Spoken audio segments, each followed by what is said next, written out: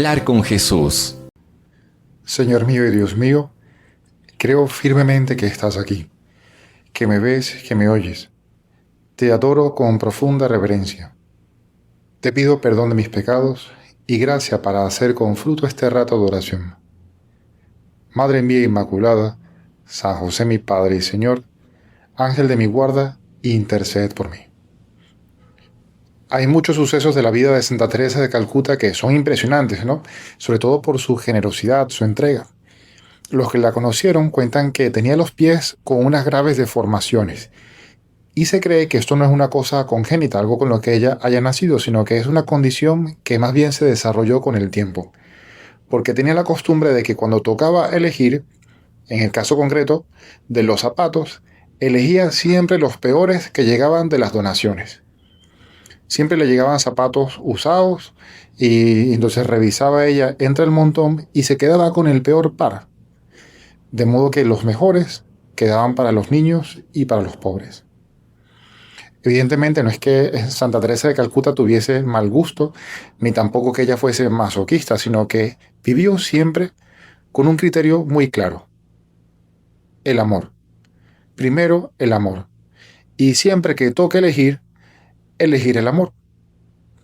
Pero no cualquier amor, porque bien lo advertía San Agustín cuando usaba aquella imagen que se hizo muy famosa. Dos amores fundaron, pues, dos ciudades.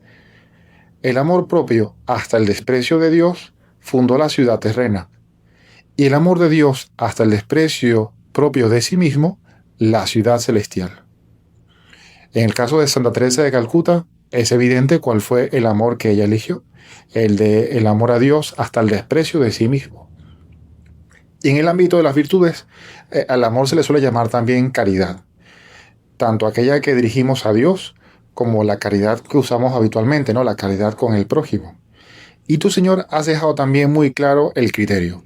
Lo primero es el amor a Dios, la caridad hacia Dios, y como consecuencia de esto, el amor al prójimo, la caridad hacia el prójimo.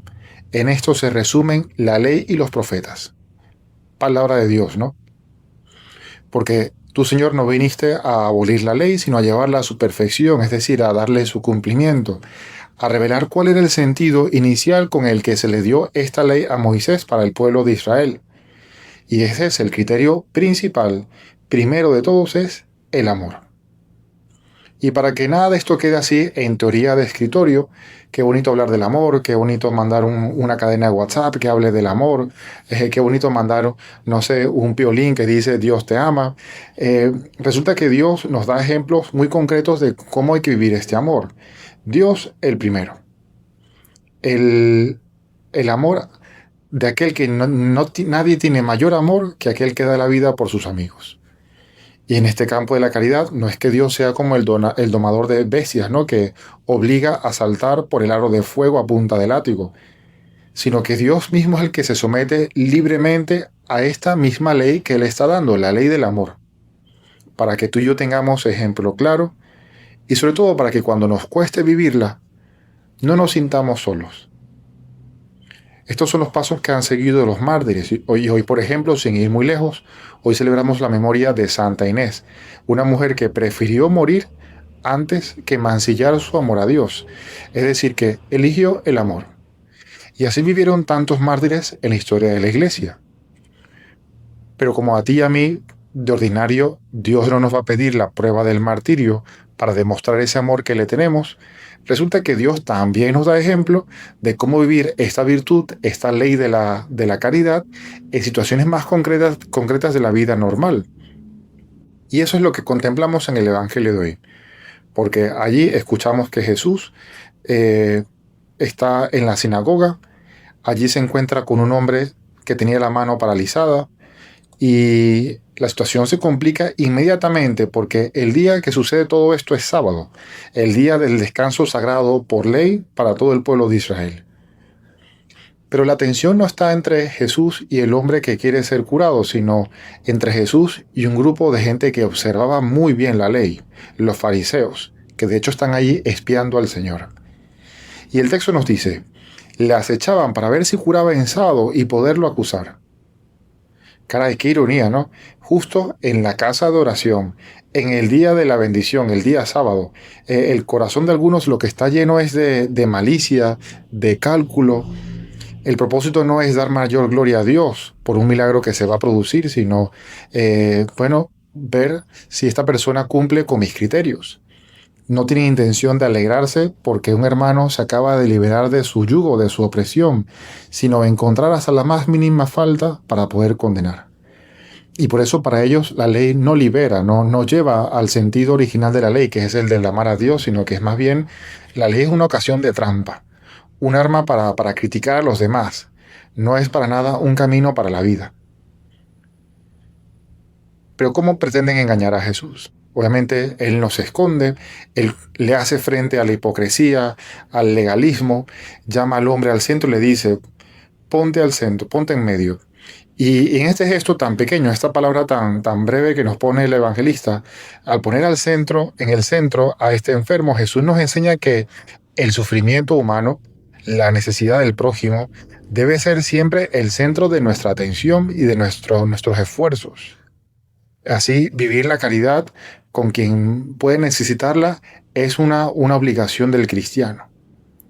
Y entonces, acto seguido, Jesús lanza la pregunta que deja desarmado a quienes lo estaban acusando y que interpela a los legalistas de todo tiempo, no solamente a aquellos del siglo I, sino también a ti y a mí cuando sufrimos esta tentación. ¿Es lícito en sábado hacer el bien o el mal, salvar una vida o destruirla? Y claro, aquellos hombres callados, ¿no? Su silencio es básicamente una confesión de que tenían el corazón muy duro. Entre elegir el bien, entre el bien y el mal, entre la vida y la muerte. Y ellos prefieren el mal y la muerte. Les da a elegir el Señor entre la acción que salva y la acción que condena. Y ellos eligen la acción que condena. Prefieren anteponer la ley del sábado al rescate de una persona. Y de hecho, los fariseos estaban eligiendo es la destrucción, cuando la ley era para edificar. Y el texto del Evangelio culmina con una acción de Jesús, porque le dice al hombre, extiende tu mano. Él extendió y quedó curado. Y la reacción de Jesús ante ese silencio de los fariseos es fortísima, ¿no? Dice Jesús mirándoles con ira, apenado por la dureza de su corazón. Claro, aquí ya llegamos ya al núcleo de nuestra meditación. Es decir, que entre todas las virtudes, la caridad, el amor, es la principal. San Pablo, en su himno a la caridad, en la primera carta de los Corintios, lo dice claramente. Si tengo todos los dones, si conozco todos los misterios, si tengo toda la fe para mover montañas, pero no tengo caridad, no soy nada. Nosotros podemos seguir la lista, ¿no? Si tengo mucho dinero, si tengo muchos seguidores en Instagram, si soy muy eficaz en el trabajo, si tengo tremendos talentos, pero para mí lo principal no es la caridad a Dios y a la caridad al prójimo, cero a la izquierda. La caridad es esa virtud teologal que nos une a Dios, que nos impulsa también a querer al prójimo. Es el mandamiento nuevo y único que Cristo nos dejó. Instrucciones fáciles y sencillas. Amaos los unos a los otros como yo os he amado. Punto. Es el principio y la finalidad de la ley. De hecho, entre las tres virtudes teologales, la fe, la esperanza y la caridad, San Pablo dice también clarísimamente, la mayor de ellas es la caridad. Y hay modos de hacer examen en este campo, ¿no? Por ejemplo, si hay caridad, se comprende mejor a los demás. Y al revés, si me cuesta comprender a los demás, mira, tengo que pedir más caridad. Si hay caridad, hay más paciencia con las limitaciones de los demás. Y al revés, si no tengo nada de paciencia con las limitaciones de los demás, lo que veo son sus defectos que me sacan de mis casillas, Señor, tengo que pedirte más caridad. Si hay caridad, se aprende a exigir a los demás para que libremente aspiren a cosas mejores. Si hay caridad, el resto de las virtudes, incluyendo otras muy importantes también, no las negamos, la laboriosidad, la justicia, la puntualidad, el orden, etcétera, etcétera, han de adaptarse a la caridad. Y el Evangelio de hoy por eso es muy útil para nosotros, porque de ordinario el deber y la caridad van de la mano. Como en el ejemplo, pues la ley y la caridad han de ir de la mano. Pero en el caso extremo en el que tocase elegir, en el caso extremo de que no sea así, como en el ejemplo de hoy, gana la caridad. Eso es lo que Dios espera de ti y de mí. Y así, en el día a día, si tocase elegir entre justicia y caridad, ya sabemos quién gana. Si nos toca elegir entre eficacia y caridad, ya sabemos quién gana. Si nos toca elegir entre el propio derecho, realmente un derecho que uno tiene con toda justicia, y la caridad con el prójimo, ya sabemos quién gana. Obviamente tal vez no tocará llegar a estas diatribas tan extremas, pero si llegan, Jesús ya nos ha dejado el criterio claro. Y como la caridad es una virtud teologal, hay que pedirla a Dios como un don que es.